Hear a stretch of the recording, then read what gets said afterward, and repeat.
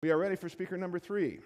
Debra Fine is a former engineer who now travels the world as a keynote speaker, corporate trainer, and best-selling author. She dedicates her program to conversational skills. I thought I'd be up here with you. Oh, very good. She dedicates her program to conversational skills and business networking techniques that enhance visibility, gain referrals, retain membership, and build business relationships.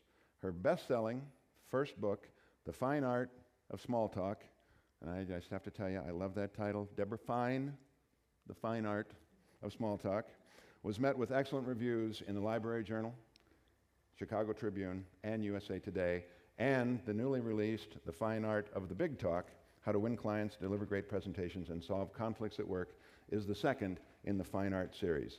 Please join me in welcoming Debra Fine. Thank you, Rex. Great to be here. Who else is an engineer? Anybody? There usually are quite a few. Just one dork in the room. So this is the epiphany for my business. People wonder, well, how does she get away with talking about a topic like small talk? What a waste of saliva. Who would want to learn how to do that? So I'm an engineer by degrees. When I was a project engineer, I had to stand out behind those 8-foot tables like we're about to see today and represent projects to people like yourself that came up to the table. And I had no problem doing that. I was very well trained. But if you put me into a hospitality suite at the end of that day, I was like a fly on the wall. I had no idea how you're supposed to talk to anybody about anything beyond, is it Sandy? Sandy, what do you do? Sandy would say whatever it is that she does, then she'd ask me what I do, and then what do you talk about after that? And I had no clue, but I just figured it was dorks that didn't know what to talk about after that, and all the rest of you were born with this gift of gab. I had one other epiphany that started me on this trail to talk about conversation skills, networking, etc. In 1988, Oprah and I, that year, we both lost 65 pounds. Now, Oprah has had to do this again. But, and I've since lost more. This is no sob story. I'm only telling you this. When you're that overweight in this world, you get excluded from a lot of things. So the girls didn't ask me to their birthday parties. Nobody asked me for a date till I got out of college. My best friends were books. Books came easily. Doing what I made myself do today, and it's not because I'm at a showcase, it's because it's not in my nature. I'm an introvert. Some of you are shy, some of you are introverted, some of you are born with the gift of gab. I watched you. I walked up to Sherry. I introduced myself. I said hello, and I had a real conversation with her. Many of you, I just shook your hand and said hi because I was in a hurry and had to go. I had a real conversation, Daniel, with you. That is not in my nature. My nature is, as a presenter, or if I were an attorney or still an engineer, is to hide in the restroom and tell Angela I need to fuss with my hair a few more minutes, or collect my thoughts, which I should have done 24 hours ago. So I spent a year's worth of time on research, everything. Icebreakers. What do you say to engage someone in conversation, especially somebody you don't know? How do you get through an awkward moment when, let's pretend the 4 of us are sitting at a lunch or at a board meeting, waiting for the meeting to begin, and we've run out of things to talk about? Conversation killers to avoid. Even exit lines so that never again, in order to get away from me, do you do one of these numbers. Debra, so good to meet you, but I've got to run. I've got to call the babysitter. Out you fly. 5 minutes later, I find out from your colleague that your kids are grown and in college. There's ways to get away from people without lying to them, but ways to get away from people so they can't hold us hostage for one more moment than we are willing to be held hostage for. Everybody should have received a handout. If I missed you, I'm sorry, you can get me at break. It's just sort of an overview of what this program is about, although it's tailored to all kinds of people. I want you to walk away with a couple tools today for yourself, even though you're a very mixed audience. So let's start with this, taking the risk of walking up to somebody new. It is a risk, because when I walked up to Sherry, you could reject me. Her phone's not working today, so she would have a heck of a time, because most people would just go like this on their crackberries, so she was at a disadvantage, I later learned.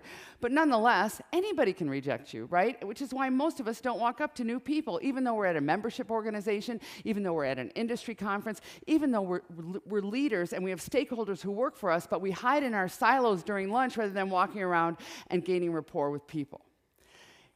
I think it's a greater risk to take I-80 in either direction than it is to walk up to somebody new. But I had to learn that. And by the way, I know I-80 because my husband is a Hawkeye. Can you imagine that? Isn't that great? Yes, thank you very much. Pretty exciting for him that I'm in Iowa today. I would not bring him along, however. So So the reason it's such a risk is because of the rejection, but the other reason is most of us, no matter what our profession, no matter what our area of expertise is, we're looking for the perfect thing to say. And if I had found the perfect thing to say that first 40 years of my life, I would have used it. But I never found the perfect thing to say, so I never walked up to somebody new to engage them in conversation. So let me show you a second how most people start conversations if they're not really born with the gift of gab, okay? So, ma'am, I'm not gonna ask you to stand or participate in any way except to say, Judy, what do you do? Tell us what you do. What do you do? I'm the food service director for a school district over in Southwest Iowa. I'm a food service director for a school district in Northwest Iowa? Southwest Iowa. And where are you from, Judy? Are you from Iowa or are you from somewhere else? I am from Harlan. I'm from Harlan, is her response. Originally from Missouri. Originally from Missouri. Do you know what you have just witnessed? An FBI agent. Did you see what I did? I asked her what she did, and then I asked her where she was from. So I'm going to ask you to consider, whatever the question is that you decide to start with, stay on topic.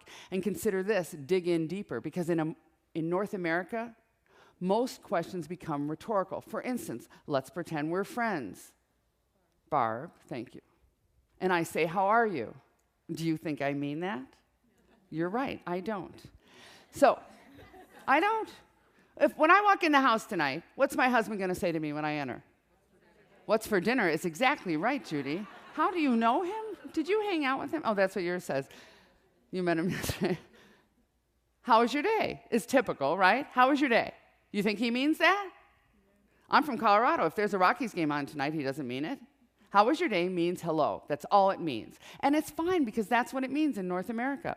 So when you are working with someone, or you see them in a board meeting, or you haven't seen them for 6 months because you attend the same whatever association twice a year, and you say to somebody, how's your year been? They're going to say, pretty good. I'm going to suggest to you that you dig in deeper, one more question, to let them know you're genuine. You don't have to do this in Europe or Asia. They know you mean it. Here, we have to do it to let people know we're serious. We're not just throwing this out at you. So if my husband says, Deborah, how was your day?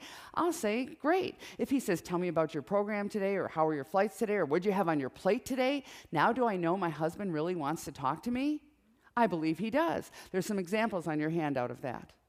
When you ask somebody, how's your project going? And they say, pretty good, ask him, well, what's been the greatest challenge? Or what have you enjoyed the most? Just to let them know you mean it. Now, I understand there's people out there that talk too much and you don't need to encourage them. So I'm just talking about everybody else. Okay? Now, you know what I hate? I hate, are you married? What kind of question is that? What if the answer is no? Is that a way to break the ice with somebody? I don't think so. How's this one? Do you have any kids? What if the answer is no? Now where are we headed with this conversation? And yet, in order to build rapport with people, especially professionally, we need to get to know them to build that business friendship. Because all things being equal, people do business with their friends, and all things being not so equal, people still do business with their friends. So how do we get to know people without, in my opinion, going over that boundary of are you married, do you have any kids, and that kind of stuff? Well, I want to share with you my favorite opening to do that. If I sat on a board and was there every month, and I sat next to you, and we always said, hi, good to see you, how have you been, good, and then we looked down. What I would make myself do is use this exact opening line in order to get to know you better in that kind of situation. And it is, what keeps you busy outside of work? Or what keeps you busy outside of this board? If I was at a board meeting, because I'm not sure, you might be retired, you might stay at home with your kids, I don't know. What keeps you busy outside of the board? It is a great way to get to know people in a professional setting. So we're going to try it. Sir, what is your name? Brian. Brian, what keeps you busy outside of your work? Oh, I like to do a lot of things. Watch TV. Oh, you, well, Matt, you'd appreciate that. What do you like to do, Brian? Outside of work, he says, I like to watch TV. So I think he's letting me have it back for picking on him, don't you? Okay, I'll try somebody else. What is your name right here? Brandy, what keeps you busy outside of work? My 2-year-old boy. So I'd ask her about her son, what she enjoyed the most about summer with a 2-year-old. I mean, can you imagine? What fun things did you do that he went just crazy about? It's a way to find out, forgetting you for a second, because you were mean to me, Brian, but no. But this is how you find out if people are hikers, if people can't wait for the football season, if people like to cook, veggie gardens, et cetera, et cetera, et cetera. I love to ask that question. This is when it doesn't work. When somebody doesn't want to talk to you, I can't make somebody talk to me that doesn't want to talk to me.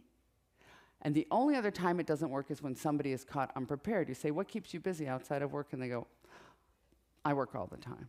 So I'll say something like, if you had this weekend to yourself and you couldn't work, and it was just for you, what would you do? It's a digging in deeper question to let them know you really mean it and give them a second. So how about one more tip before I have to wrap this up? Let's pretend I say to you, pretend we become friendly and I know you and I run into you in 2 months. I run into you and I say, what's been going on? So I'm going to hear your answer out loud all together. Here's the question. What's been going on? What's your answer? Did we rehearse today? Do I even know you? Do I live in Colorado? I didn't even have a chance, right? But you all said almost the same thing. Most of us say the same thing, including me, to what's been going on. We say nothing or not much. Do you know why? Okay, number one reason. We have so much going on, we cannot possibly think of what it is. That's one, right? Today it is because you're away from your desk. You don't even have your phone today, Sherry, poor you. So you get, the other reason we say nothing or not much is because, or busy, or same old, or whatever we say is because when people ask us what's been going on, we're not certain they mean it either, that they're genuine. So why would we give them more than a one-word answer? Everybody here is probably familiar with Larry David and Curb Your Enthusiasm. He is opposed to the stop and chat, and I actually agree with him on this topic. And what the stop and chat is if we're passing each other in the hall, and you say, how you doing, Debra? I say, pretty good, how about you? I'm allowed to keep going. I don't have to stop and chat. If I'm at a conference, and I'm there to meet you, Daniel, and Sherry stops to chat about her, she has 2 children, et cetera, and I don't have time, I gotta go, I gotta talk to Brian. That's okay, I'm not gonna give you a good answer, I'm gonna give you a one-word answer. I'm not gonna, what I call, play the conversation game. When you give one-word answers, you're not playing the conversation game. But how about when you wanna connect with people? Because you're in a membership organization, you see somebody once a month, 5 times a year, or you work with them, or it's somebody that you talk to on the phone remotely, and you wanna connect with them, and you have the time to connect with them. And they say to you, how's your summer? And you say, pretty good. And there's no alcohol involved, so nobody can help this along, okay? What are you gonna do? Can't you help somebody along in the conversation? Most of us don't. Do you know why? Because we're on automatic pilot. We give one-word answers to these questions. When you wanna connect, you've gotta give a sentence. Not more, a sentence. So let me give you an example. Here's Friendly Brandy, okay? Let's pretend. We leave this event center together today. And as we're walking out, you say to me, Debra, isn't it a beautiful day? If I'm in a hurry, because I do have a plane today and I gotta go, then what I'll probably say to you is, yeah, it is. I'll smile. I'll keep rolling my little suitcase around. Because I'm not gonna play the conversation game because I don't have time or the interest or whatever it may be. However, since my plane doesn't take off till 5, and I assume we're leaving before then, and since every conversation is an opportunity, whether it be for a client, for a customer, for a friend, for a romance, for whatever it may be, for fundraising, when you say to me, because I have time, Debra, isn't it a beautiful day? You know what I'll probably say? I gotta tell you something, Brandy. I grew up in Buffalo, New York. I did. I went to the University of Buffalo for my degrees, and every day outside of Buffalo is a beautiful day. So, she can now say to me, oh, that's nice, and walk to her car. Did I go on and on about my kids' GPAs? No. My aches and pains? Anything awkward, too much? No. I just gave her something real about me in case she wanted to talk to me. But now if she wants to talk to me, look at what she's got to work with. Debra, you're from Buffalo? Is it as bad as they say it is there? Debra, what do they do in the winter there? How about this one? Debra, what's it like having a Super Bowl loser year after year after year? But can you imagine people that work alongside with you and or somebody at a conference and or somebody at an association event says to you, how have you been? And instead of saying good, you say, I've been good. I did a vegetable garden this year, and I did great. I got some pumpkins that are huge. You've given them something to talk about with you.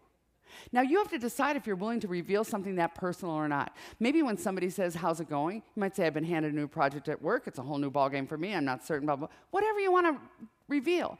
If you are willing to reveal, however, something personal, vegetable garden, 2-year-old, trip to see your brother in Kansas City, you become 3-dimensional. When people are 3-dimensional, they become human beings. We tend to like people that are more human. Even if I don't have a vegetable garden, even though if I don't have a kid, I don't have to have anything in common with you for us to connect if you become more human. I want to close this with a poem. I usually close with it's such a mixed audience, it's tough. So I'm going to close with a poem, first of all, because it's shorter and time is restricted. Secondly, because it applies to anybody here involved with any membership organization. And my guess is everybody in this room is. Whether it's professional, whether it's a nonprofit, whether it be church or synagogue, whatever it may be, you'll be able to identify with this poem. It is in my book, by the way, which will be given away at lunch, autographed, so you can sell it on eBay for 5 cents more. So, or not, I don't know. So, here's the poem. Thoughts from a new member. I see you at the meetings, but you never say hello.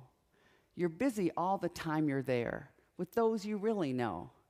I sit amongst the members, yet I'm a lonely gal. I think I'm going to have to start that again.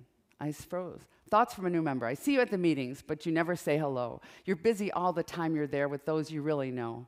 I sit amongst the members, yet I'm a lonely gal. The new ones feel as strange as us. The old ones pass us by. Darn it, you folks urged us to join. You talked of fellowship. You could just cross the room, you know, but you never make the trip. Can't you just nod your head and smile, stop and shake a hand, then go sit amongst your friends? Now that I'd understand.